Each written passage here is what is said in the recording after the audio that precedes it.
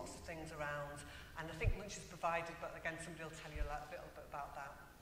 So have a good day, and hopefully I'll see you around. Okay. My name's Adam Riley. I'm a second-year adult nursing student. We all know that our job's tough enough as it is, and it's important to have a laugh and a giggle every now and again. Our next speaker is an experienced comedian, compere, writer, actress, and Laughologist. This is why she fits in so well with Laughology, bringing a wealth of experience to, along the way, with a bit of laughter. I'd like to introduce Kerry Lee. Hi, good morning. I am here from Laughology, and may I just start by saying thank you very, very much for having me here, and thank you to Trish as well for that wonderful talk. The reason I am here is to basically allow you to have a fun beginning to the day, something positive, something light, and tell you a bit about what we do, but essentially I want you to have fun. Okay, so to check that we're all in the mood for that, I'd like you to all just relax, and then if you're able to, raise your hands in the air and have a lovely stretch. Oh yes, and wiggle your fingers. Okay, and then gently lower your hands right down into the lap of the person sitting next to you. Good, good, good. That's got us off to a good start. So just to give us a bit of a giggle, really. Check that we've all got a sense of humour. And I think as nurses, you most definitely do need a sense of humour. As people often say, laughter is the best medicine. You will have heard that before. Or laughter is a coping mechanism.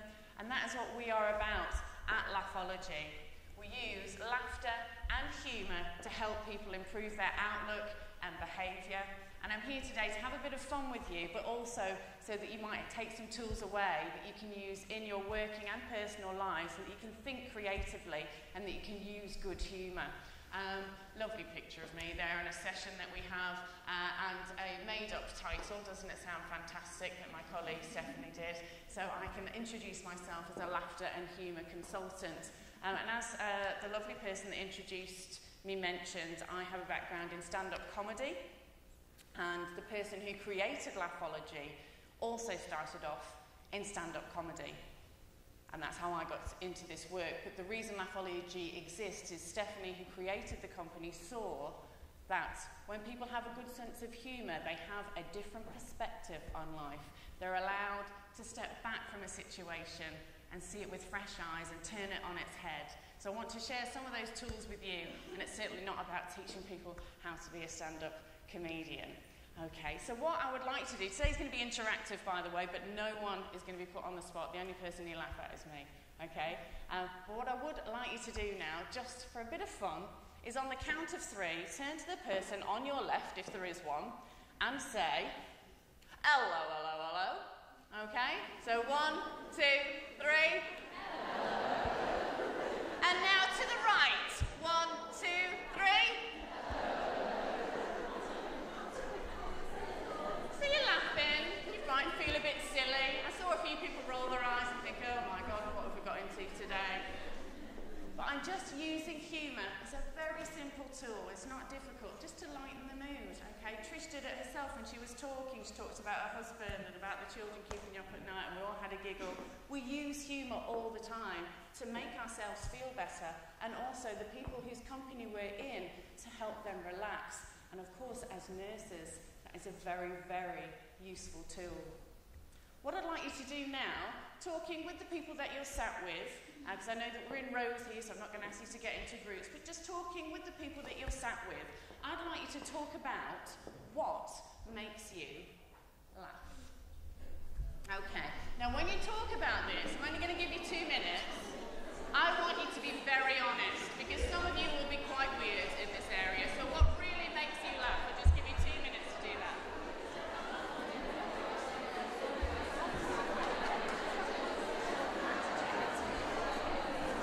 So you may have learned some things about each other there, and I'm just going to ask 1 or 2 of you, what you came up with. So, lady in the lovely pink shirt there, what makes you laugh?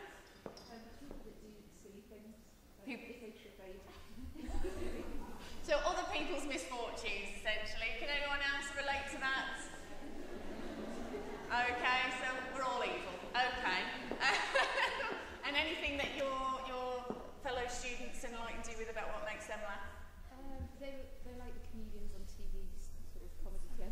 Cool. Anyone in particular?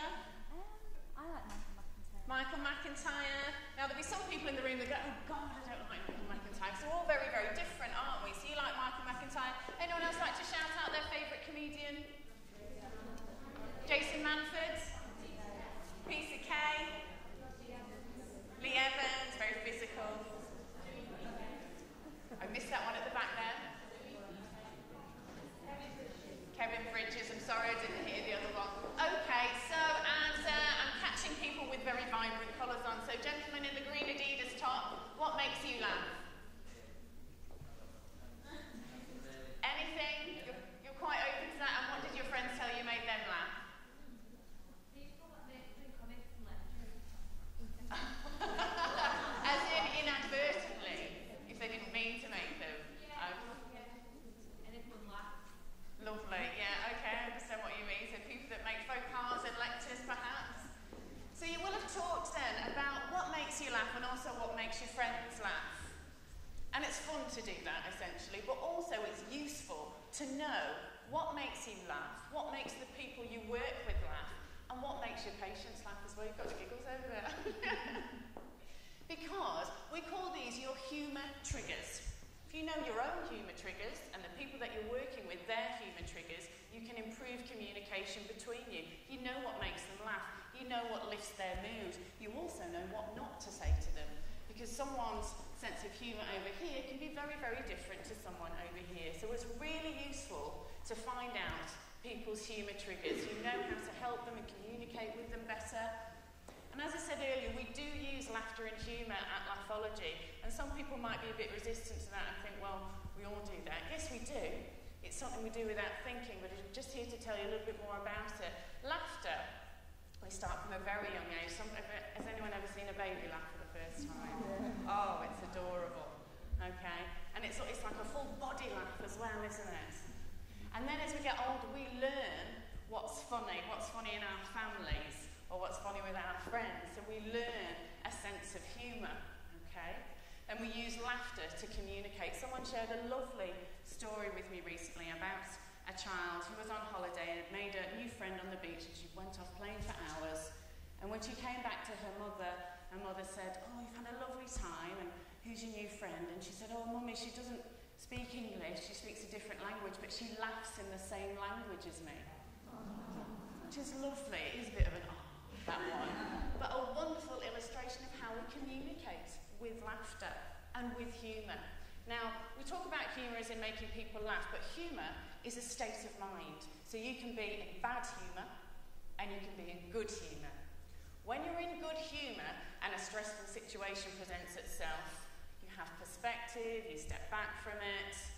Don't necessarily laugh at it, it's just about being in a good state of mind, but you don't take it personally. When you're in bad humour, we address things in a completely different way. If we're already in bad humour, something stressful happens, oh, you take it personally, I'm having a bad day, it's all on me, So it's, at Laughology, we like to give people the tools to flip from being in bad humour into good humour, okay? And something Trish touched on, which really helped me actually, Trish, is talking about change in nursing. And as she said, change is constant. You will always have change. You need to be open to change. And some of us find that easy, and some of us don't. I struggle with change. And so I use tools to help me be open to that. And so what I'd like to do now is a really fun exercise to show you that change can be difficult, but it can also be fun. And yes, I would like a volunteer. Anyone who would like to join me up the front? Okay, thank you, Trish. A round of applause for Trish. Sorry, Trish. Okay, can everyone here count to 3? Yeah. I should hope so. Okay, so Trish and I are going to face each other. Thanks, Trish. And literally count to 3. So you say 1, I say 2, you say 3, back to 1, 2, 3. So that's our pattern. So we shall demonstrate when you're ready, Trish. 1, 2, 3, 1, 2, 3, 1, 2, 3, 1, 2. 3. Dead easy, yeah? Okay, so I'd like you all to stand up, find a partner, and do that pattern, and then we're going to change that pattern. And thank you very much, Trish. Thank you. Have a seat. So we're just going to change that pattern now. We're going to change that pattern. So instead of number 1 is woof. 2 is 2. Ready when you are. Woof. 2. 3. Woof. 2. 3. Woof. 2. Woof. 2. 3. Excellent. Thank you very much. Have a go in your pairs, please, ladies and gentlemen. Okay, so 1 is woof, 2 is, and 3 is 3. So ready when you are. Woof. 3. Woof. 3. Woof. 3. Okay, well done, Alicia. Excuse me, and have a go in your pairs, please. Okay, so 1 is woof, 2 is, and 3, you're going to love this, is meh.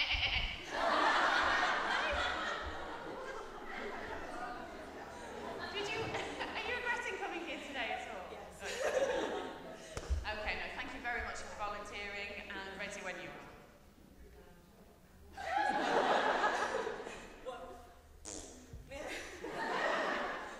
Woof. Meh. Hey, well done, Diane. Okay, folks, give it all you've got. Have a go in your pairs. Enjoy yourselves. I know it's silly. Okay, thanks for taking part. Very daft exercise. Please feel free to take it to the pub. Now, raise your hand if you made a mistake. And what did you do when you made a mistake? You laughed. Lovely. And it's lovely to see you all laughing and having a good time, because that's what this morning is about. But as I say, that exercise is just showing you change is difficult. You have to keep at it again and again until it feels natural, until it becomes normal. And during those times you might make mistakes, but it is fun. Now, laughing, and you all had a good laugh then. What do we do physically when we have a laugh? Someone here has actually got tears. Anyone else shout out what happens when you have a good laugh?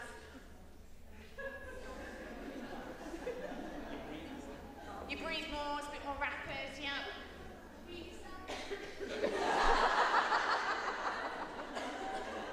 But anyone who missed that, you wee yourself. I am wearing an adult nappy in this job. It's part of the course, and we're thinking about being sponsored by Tenor Lady. You do, some people, particularly if you've had children, ladies, sometimes you have a good laugh. There's a bit of a trickle when you giggle. It's true. Okay, so I'm here to tell you that laughter's good for you, and so far we've discovered it makes you fairly unattractive. You've got tears, you've got wee, you've probably got a bit of snot as well. You're very bright red in the face. But it is a bit of a workout for your body, isn't it? I've just got some lovely facts here. Some of you may be aware of, oh, hello, how to use a remote control. So the physical health benefits are listed there. Relaxes your muscles, quite relevant to that comment. And it has been in the news recently about using laughter to decrease pain. I don't know if any of you saw that. The mental health benefits. And the social benefits, which is again another benefit to today, to get you all together to do fun things. And did you actually mention Irish dancing before, someone? There's going to be Irish dancers today. Absolutely superb. So these fun activities, there's a reason for them. Some of you think, well, why are we doing that? What's that got to do with nursing? There is a point to it. It gets you together, you have fun, you get to know each other better. Whenever you have a good laugh with someone, even if you haven't known them very long, you feel closer afterwards when you've had a good laugh. You bond. And has anyone heard about the Dr. Patch Adams before? You may have seen the film. Robin Williams. Not my cup of tea, the film, but it might be yours. But Dr. Patch Adams is a real person. That's why I'm referring to him. And Stephanie, who created Laughology, went to work with him in the States. And he takes laughter and humour into hospitals to help people deal with the extreme medical situations that they may be in. Now, as nurses, you might not have the opportunity, but again, if you research what Patch Adams did about using, there was clowning techniques, there was a humour cart where they took in red noses and daft things. That might be appropriate for one patient, it might be really inappropriate for another. But it's just picking up on those tools. How can you use humour to help your patients?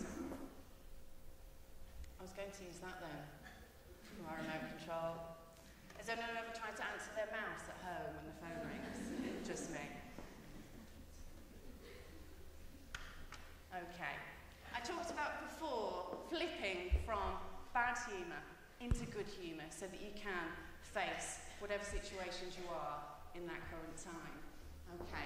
And so we use FLIP. It's an acronym, F-L-I-P. And F is for fake it till you make it, and we are talking about laughter here and nothing else before anyone makes any rude sniggers. And when we talk about faking it, I'll explain what I mean, and I think you might be able to relate to this circumstance. You know when you've had a really long day and you get home and you're meant to be going out that evening to catch up with a friend you've not seen for a long time, and you just think, oh, I can't be bothered. And you just want to slob out in front of the telly and eat some comfort food. But because you know you're meant to be meeting them, you put the effort in and you have a shower and you get dressed and you go out. And 10 minutes into going out, you just think, oh, I'm so glad I came. Because you force yourself. Can you relate to that? Yeah? And that is what I mean by faking it. Sometimes you have to force it, which people are resistant to the way that sounds because it sounds false. And it does start off false.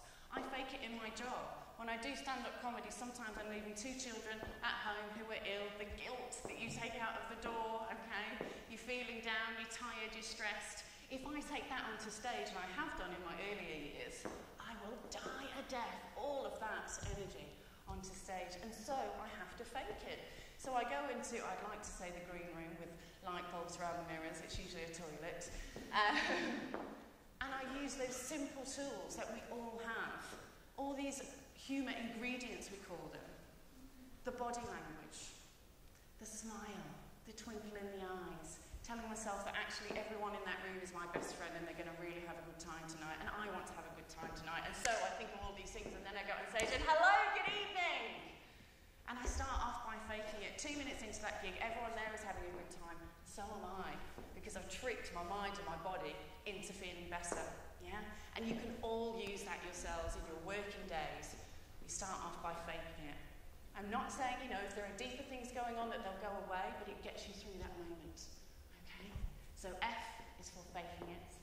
L is for language, using positive language. And sometimes we think we're being positive when actually we're not.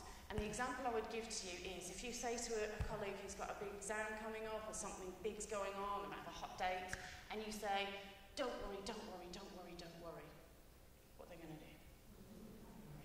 And in particular, this is something I take on board from when you're talking to patients as well. Focus on what they want, on what you want the outcome to be, using positive language. What is the outcome that you really want? Hope it goes really well. Positive language. We can be accidentally negative sometimes. If you have a child with you, if you say, don't drop that cup, what are they going to do? Okay? Hold on to that cup. It's really simple things, but it's about being mindful of what you're really saying. Positive language. And I think in your roles particularly, really, really useful. Okay? And may I share a story with you about someone who didn't use positive language with me? Anyone here driving? Got the driving licence? Yes. Anyone learning? Yeah? Yeah, okay. I've not had my licence long because I tend to cause things late in life. And I was learning how to drive. In fact, I think I just got my licence. And went onto the motorway with my partner at the time. Kids in the back, bad idea. Okay. So I was very, very stressed. First time on the motorway, I was rigid with fear. And my partner was trying to relax when he said, Kerry, just relax. The motorway is actually easier than driving on the roads at home, because it's just a straight line. It's just that if you make a mistake, we'll probably all die. Ex-partner. Yes, so I like to share that because it's a bit of a giggle, but if you'd finished that sentence earlier, it would have really helped. And after that, I know he was trying to be funny, but it made me feel sick, So it's about, and we're going to touch on this soon, appropriate humour as well. So I is for imagination. Now you might think, why are we talking about that here today when we're all student nurses? Your imaginations are critical to how you use them at work to think creatively, and also for your own well-being. Can anyone relate here to being one of those people who will create a scenario in their head about something that's not even happened, probably never will happen, but you get really upset just thinking about it? It's probably to do with someone close to you and you get really worked up. Okay, if you're one of those people, you've just nodded, so you're aware of it, you can stop doing that. And if you're one of those people who have a very creative imagination, it can be used in a negative way, but it can also be used in a positive way. Okay, imagine the best case scenario. And I've just checked that we have time to do a lovely exercise to show you, yes we have. how positive and powerful your imaginations can be. And I would like you to stand on your feet for this, please. It's something you do on your own, and if you are able to, it might help if people on the front row come onto the floor. And if you're able to, just spread out a bit. I know you're in rows, so you can go back to your seats afterwards, because you need to do this with one arm. I could have seen myself. Is that all right for everyone? I know it's a bit cramped, but it's just a lovely exercise. Okay, so what I would like everyone to do, one arm out in front, doesn't matter which one, injuries permitting, okay, and then take that arm as far around the room as you can, keeping your feet stationary. Sorry, I know it's a bit busy over there. Okay, and then wherever it's pointing to, just try and remember. I know that's not easy with a blank wall. Okay, and relax. Now, the next bit, very, very important that you don't talk and that you listen, and it will help to close your eyes, because we're only going to do it in our imaginations, okay? So keep your arms and your hands by your side, okay? So close your eyes now, hands by your side. And in your imagination, imagine that you can take that same arm right around the room in a full circle, 360 degrees, with your feet on the floor. So just picture yourself doing that now. Imagine moving your arm right around the room as the projector, the windows, people behind you, and the side wall in a full circle. And when you finish doing that, open your eyes. Okay. If you've got enough room, try it again. Tell me if you notice anything different.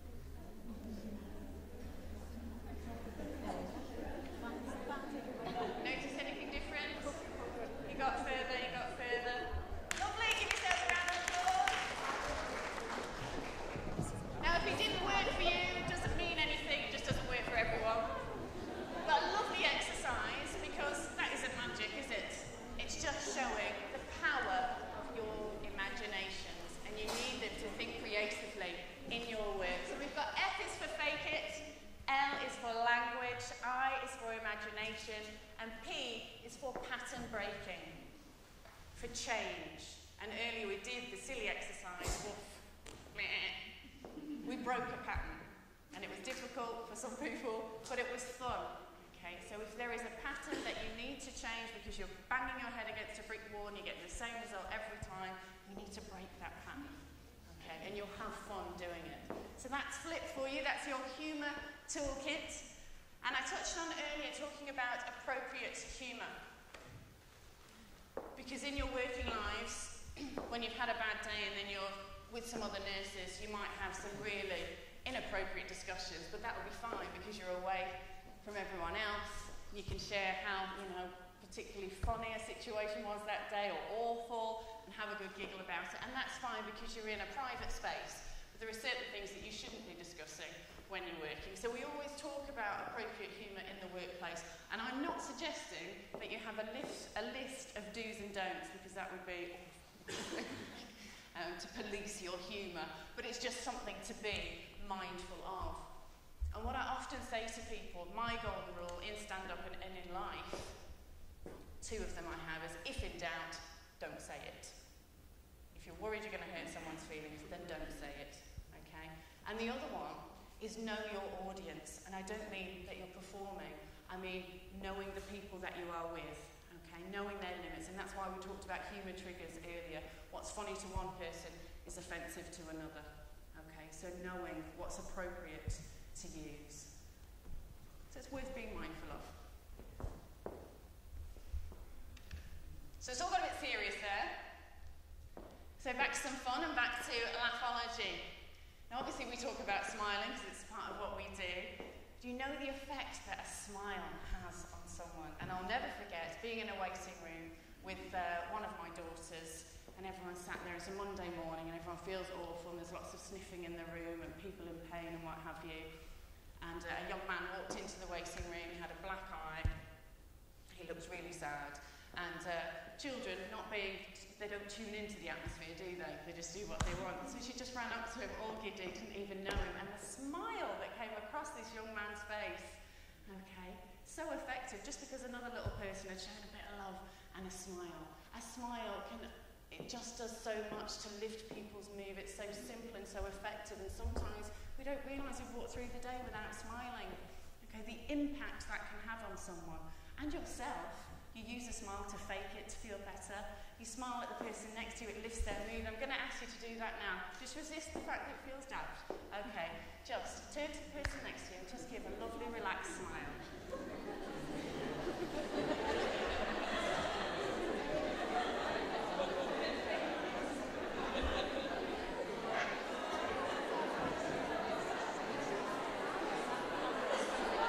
Thank you.